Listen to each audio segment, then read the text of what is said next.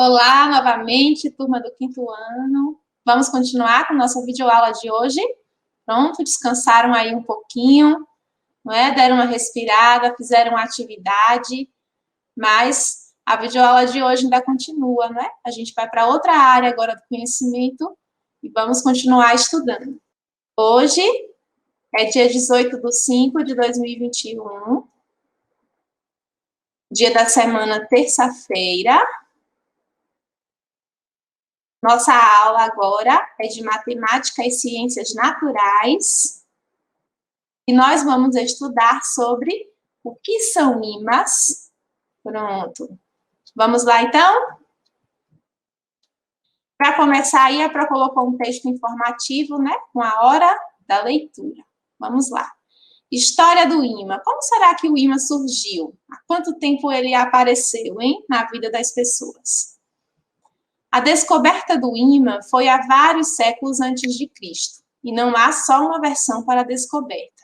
Uma versão diz sobre o poder de atração de um tipo de pedra, conhecida hoje por magnetita, calamita ou ímã de pedra, que foi descoberta aproximadamente há 2.500 anos por um pastor chamado Magnus.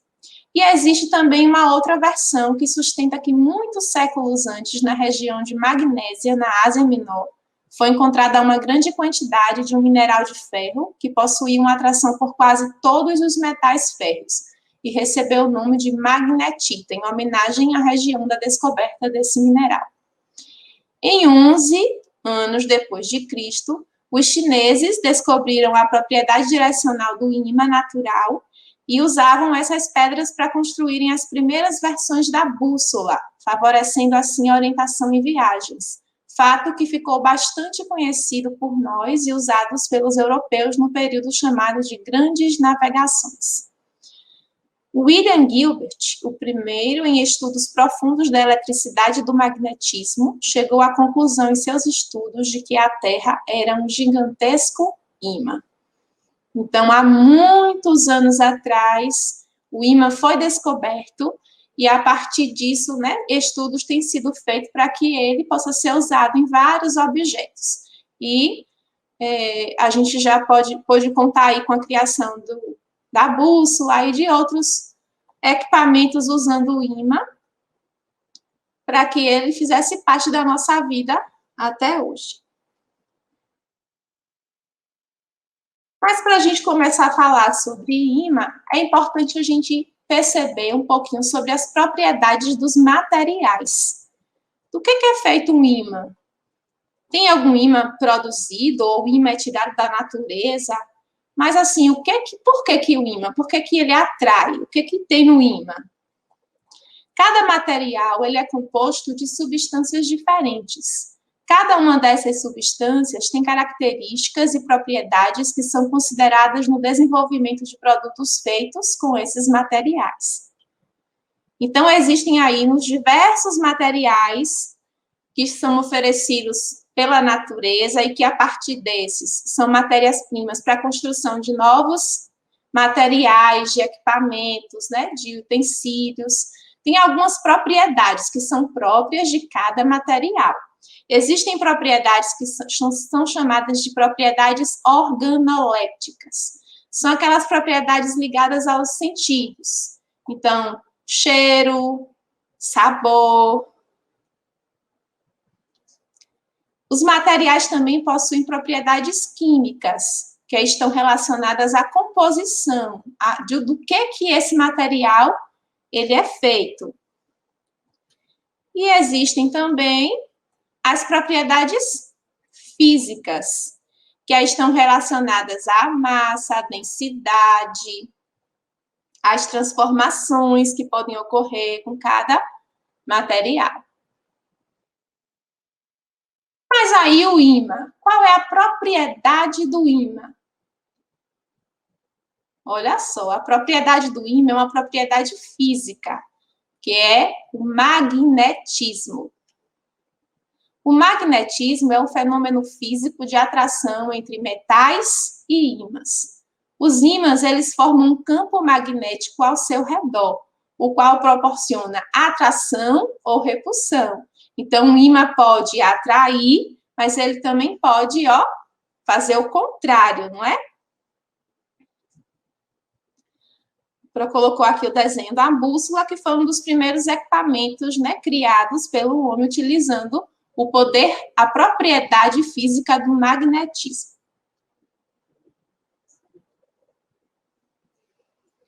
Para dar continuidade à nossa aula, né, entender um pouquinho como é que o ímã funciona, como é que ele interfere na nossa vida, a Pro colocou aqui uma pergunta, ó, você já viu um ímã?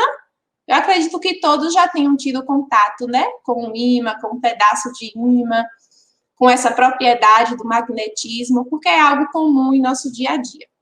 A Pro colocou aqui agora a apreciação de um vídeo, a gente vai assistir ele, só um trecho inicial, para conseguirmos compreender como é que o ímã, né, está presente em nosso dia a dia. Vamos assistir?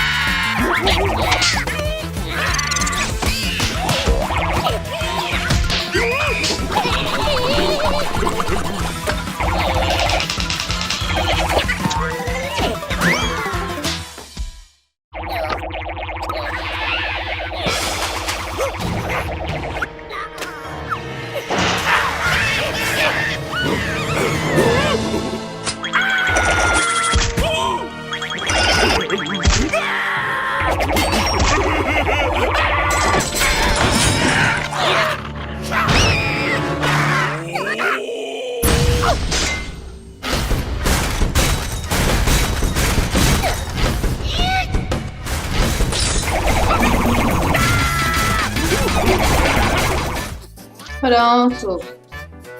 Viram aí, não é? Um restinho, um trechinho do filme, de um vídeo.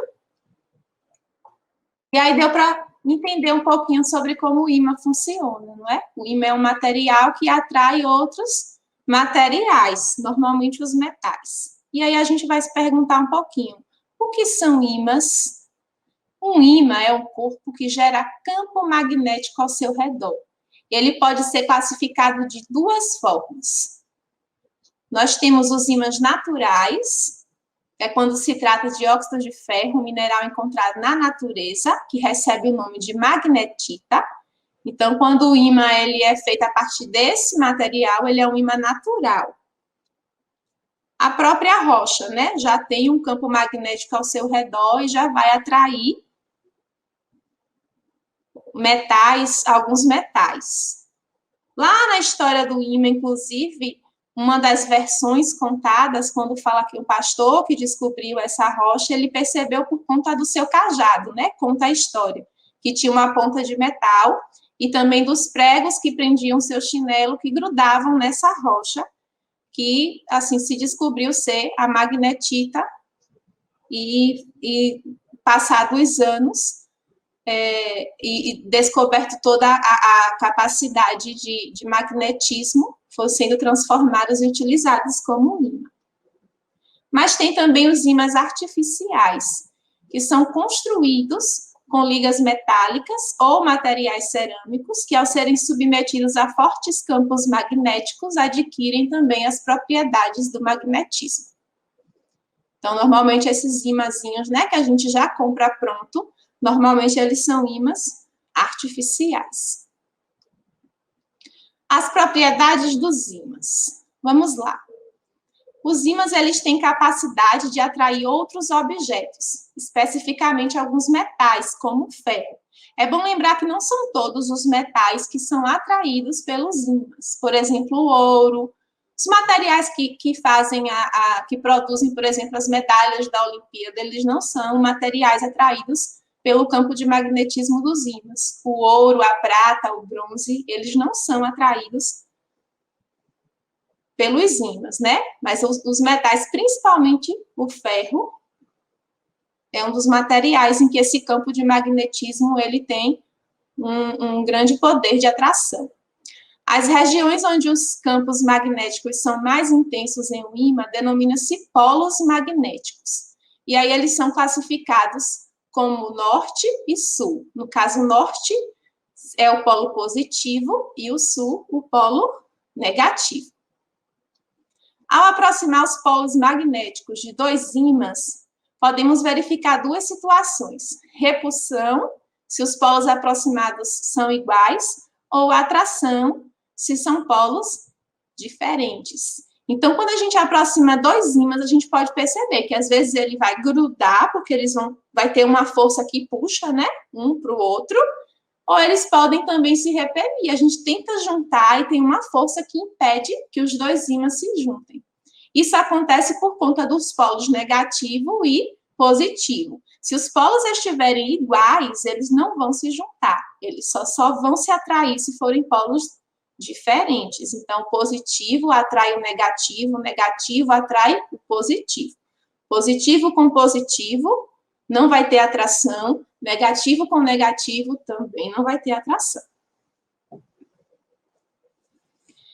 Inseparabilidade dos polos magnéticos, ou seja, não pode haver um ímã somente com polo sul ou com polo norte. Então, não tem um ímã só com um lado negativo ou um ímã todo positivo. Isso quer dizer que se um ímã for quebrado, haverá a formação de um novo ímã. Então, novamente, vai haver a formação de um polo positivo e de um polo negativo.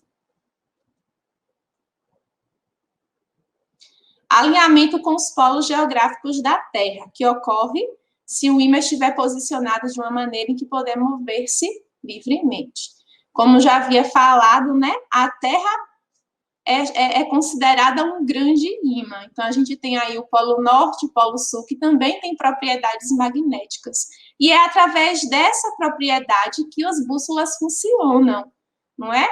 O ímã da bússola é atraído pelo magnetismo dos polos da Terra. Por isso, a bússola permite toda a orientação de onde está o norte e de onde está o sul. Porque os polos aí positivo e negativo vão se mover, fazer com que a bússola se mova e tenha essa orientação.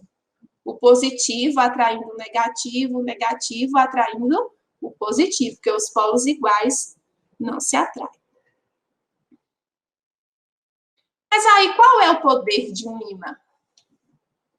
A capacidade máxima de um material que pode ser magnetizado é medida por uma taxa presente no material, presente nos ímãs. Então, cada tipo de ímã produzido, ele tem um poder de magnetização. Então, vão ter ímãs com poder mais forte, ímãs com poder de magnetização mais fraco. Quanto maior for essa taxa, em relação ao poder de magnetização, mais potente será o ímã. Outra coisa importante observar é que ímãs com a mesma taxa, mas com tamanhos diferentes, também terão diferenças em sua capacidade de magnetismo. Então, se eles ocupam um espaço maior, se eles têm um volume maior, eles também vão ter um poder, mesmo que essa taxa seja igual, mas se ele é um ímã maior, ele vai ter um poder de magnetismo maior também. Então, tudo é proporcional à taxa de magnetização e também relacionado ao tamanho do ímã. Vamos refletir um pouquinho e ver de que forma essa proporção da força do ímã, da taxa de magnetização de um ímã, pode nos levar lá para a matemática, pode nos levar para fazermos cálculos. Vamos lá? Ao pensar na capacidade de magnetismo de um ímã, eu posso pensar em situações matemáticas. Sim, eu posso. Vamos calcular? Você tem um ímã com capacidade de magnetismo para sustentar um objeto de 1 quilo.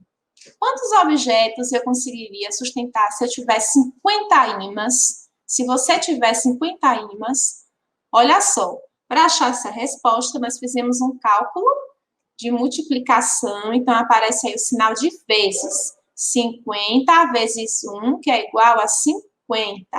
Então, serão necessários aí 50 objetos. Eu tenho 50 ímãs, cada ímã sustenta 1 quilo, então eu consigo aí sustentar com 50 ímãs 50 objetos. Vamos para outra proposta? Olhem só. Marina precisa concluir seu trabalho de artesanato com ímãs de geladeira. Ela deve colar nos objetos construídos ímãs do mesmo tamanho e com a mesma capacidade de magnetismo. O que ela sabe é que cada ímã que ela comprou sustenta a massa de 2 quilos. Quantos quilos ela deve pesar os objetos? Caso Marina cole 4 ímãs, ela vai conseguir sustentar um objeto de quantos quilos? Então, a gente, faz a conta. 4 ímãs vezes 2 quilos que cada ímã consegue sustentar. Então, ela vai conseguir sustentar aí 6 quilos. E se Marina utilizar 5 ímãs, cada ímã sustentando 2 quilos, ela consegue sustentar, então, 10 quilos. Agora aqui, 15 ímãs. Se ela tiver 15 ímãs, ela consegue sustentar quantos quilos de objetos, né? No objeto. Então, 15 ímãs vezes 2 quilos, que cada ímã consegue sustentar. Então, ela vai conseguir sustentar 30 quilos. E se ela colar, por acaso, 27 ímãs, novamente a gente faz a multiplicação, 27 vezes 2, que é o quilo que cada ímã consegue sustentar, e achamos ali o resultado, 27 vezes 2 igual 54. Nessas duas situações, nós usamos aí, a multiplicação, tanto no primeiro problema quanto no segundo. Então, 50 vezes 1, 50, 4 vezes 2, 6, 5 vezes 2, 10, 15 vezes 2, 30 e 27 vezes 2, 54. Você pode fazer a continha assim, ou dependendo da quantidade de números, né? Essas duas últimas, por exemplo, você pode colocar a continha armada também, como a gente já sabe, né? Unidade embaixo de unidade, dezena embaixo de dezena, lembrando aí os algoritmos da multiplicação na hora de fazer todo o processo. Agora é com você. Se você quiser dar continuidade, pode assistir ao episódio de larva, né? MagnetMan. Se divirta e aprenda sobre o funcionamento dos ímãs. O vídeo que a Pro passou só um trechinho, ele continua lá disponível no YouTube. Você pode acessar através desse link, assistir, se divertir. E agora dar continuidade também com a atividade que a sua Pro preparou para você. Tá bom? Tchau, tchau. E até a próxima aula.